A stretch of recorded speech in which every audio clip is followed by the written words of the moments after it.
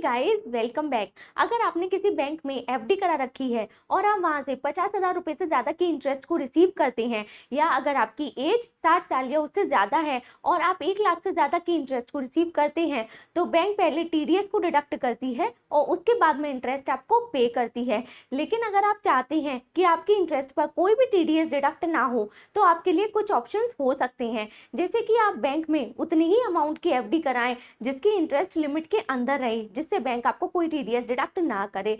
लेकिन अगर आप ज्यादा अमाउंट की एफडी कराना चाहते हैं, तो आप अपनी एफडी के अमाउंट को अलग अलग बैंक में स्प्लिट कर सकते हैं। अलग अलग बैंक में छोटे छोटे अमाउंट की एफडी कराएं, जिससे हर एक की इंटरेस्ट लिमिट के अंदर रहे और आपका कोई टीडीएस डिडक्ट ना हो। एक ऑप्शन आपके पास हो सकता है फॉर्म 15G या 15H को फाइल करने का।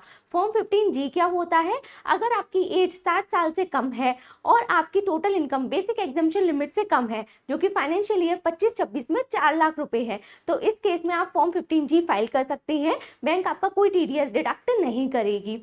फॉर्म 15H क्या होता है? अगर आपकी एज 60 साल या उससे ज्यादा है, मतलब आप सीनियर सिटीजन है और आपकी टोटल इनकम पर टैक्स 0 बनता है, जैसे कि फाइनेंशियल ईयर 25-26 में अगर आप सैलरी से इनकम को अर्न कर रहे हैं या पेंशन इनकम है, तो इस केस में 12,75,000 रुपए तक की इनकम पर आपको कोई भी टैक्स पे नहीं करना होता।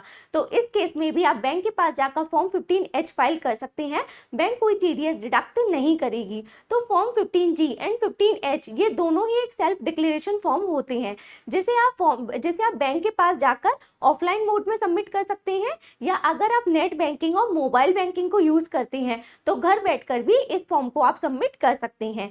ये फॉर्म हर एक फाइनेंशियल ईयर के लिए अलग अलग सबमिट करना होता है। तो फाइनेंशियल ईयर स्टार्ट होते ही अप्रैल मंथ में आपको ये फॉर्म सबमिट कर देना चाहिए।